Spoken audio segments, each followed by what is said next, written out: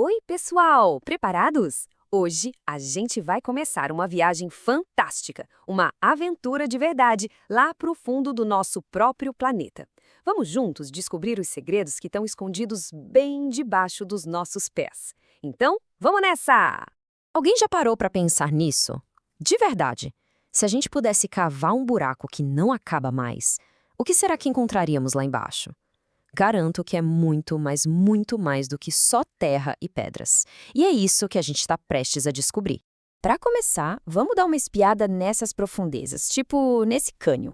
Isso já dá uma pista de que a Terra não é uma coisa só, maciça, ela tem camadas. É isso mesmo. Imagina um bolo gigante de aniversário ou uma cebola com várias partes, uma dentro da outra. E a nossa primeira parada nessa viagem é justamente essa. Vamos explorar, uma por uma, as camadas que formam o nosso planeta.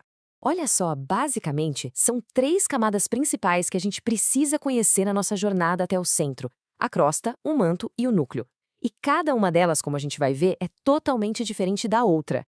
A crosta é onde a gente está agora, é o chão sólido, onde ficam os continentes e o fundo dos oceanos. Mas tem um segredo. Essa casca não é uma peça única, não. Ela é toda rachada em pedaços gigantescos, como se fosse um quebra-cabeça. E esses pedaços se chamam placas tectônicas. Logo abaixo da crosta, a gente mergulha no manto. Pensa numa camada de rocha tão, mas tão quente, que ela derrete e se move bem devagar, tipo um mel super grosso fervendo. E o mais maluco é que isso está sempre se mexendo e acaba arrastando as placas tectônicas lá em cima. É por causa desse movimento que acontecem os terremotos e que as montanhas se formam. E finalmente chegamos no centro. O núcleo é uma bola gigante de metal. E pasmem, é mais quente que a superfície do Sol. É esse calor todo que funciona como o grande motor da Terra, sabe? Ele aquece o manto e dá força para todo aquele movimento que a gente sente aqui na superfície. Para ficar fácil de imaginar, é só pensar num pêssego. A casca bem fininha é a crosta. A fruta, aquela parte macia que a gente come, é o manto. E o caroço bem duro no meio? Adivinhou? É o núcleo. Simples, né? Agora, vamos para a próxima parte da nossa exploração. Vamos entender como todo esse calor e movimento lá do fundo da Terra acaba criando rochas novinhas em folha aqui na superfície. Lembram do magma, aquela rocha derretida do manto? Então, quando as placas tectônicas se movem, elas criam umas frestas na crosta. E é por ali que o magma sobe, escapa por um vulcão e, aí, ele passa a se chamar lava. É essa lava que, quando esfria, começa o processo de criar uma rocha totalmente nova. Então, o primeiro tipo de rocha que a gente vai conhecer são as rochas ígneas. O nome ígnea vem de ignis, que em latim quer dizer fogo. E faz todo sentido, né? Porque elas são literalmente rochas que nasceram do fogo. E olha que interessante, o lugar onde o magma esfria muda completamente a rocha. Se ele esfria bem devagarinho, ainda debaixo da terra, ele forma as rochas intrusivas, que têm cristais grandes e brilhantes.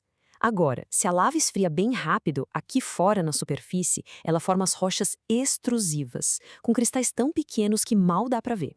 Mas a história de uma rocha não acaba por aí, não. A verdade é que o vento, a água, a pressão, tudo isso está o tempo todo mudando e transformando as rochas que já existem. E essa transformação nos leva direto para as rochas sedimentares. Podemos pensar nelas como rochas recicladas. Elas são feitas de pedacinhos de outras rochas, conchas, restos de plantas, que com o passar de milhões de anos são esmagados e cimentados juntos. Esse processo todo acontece em 4 etapas. Primeiro, a erosão, que é quando o vento e a água quebram as rochas. Depois, o transporte, que leva esses pedacinhos para longe. Aí vem a sedimentação, quando eles se acumulam em camadas. E por último, a compactação. O peso das camadas de cima esmaga tanto as de baixo que vira uma nova rocha. E por fim, temos as rochas metamórficas. A palavra-chave aqui é metamorfose, que significa transformação.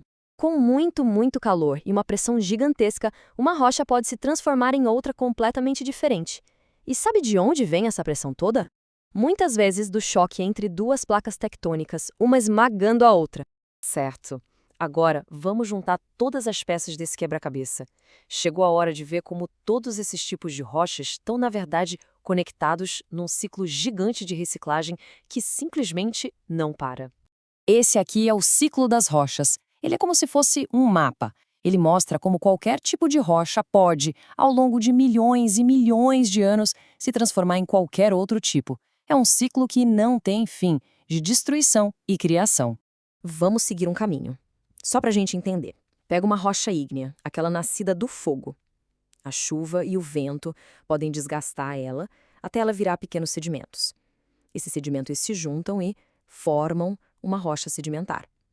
Ou então, essa mesma rocha ígnea pode ser empurrada de volta para o manto, derreter e virar magma de novo. E o que acontece com uma rocha sedimentar? Bom, se ela for enterrada bem fundo, onde é super quente e a pressão é absurda, ela é basicamente cozida e se transforma em uma rocha metamórfica. Na verdade, qualquer rocha de qualquer tipo pode virar uma rocha metamórfica se for submetida a calor e pressão extremos. Então, a grande lição de hoje é essa. O chão que a gente pisa não é uma coisa fixa, parada no tempo. Pelo contrário, é um sistema super dinâmico que está mudando o tempo todo. E o ciclo das rochas é a maior prova disso. Ele nunca para. Isso tudo nos deixa com uma pergunta para a gente pensar. Aquela pedrinha comum lá no jardim de casa, será que ela tem uma história secreta e incrível para contar? Será que um dia ela já foi lava fervendo de um vulcão? Ou quem sabe, parte do fundo de um oceano de milhões de anos atrás? Pois é, a geologia está em todo lugar.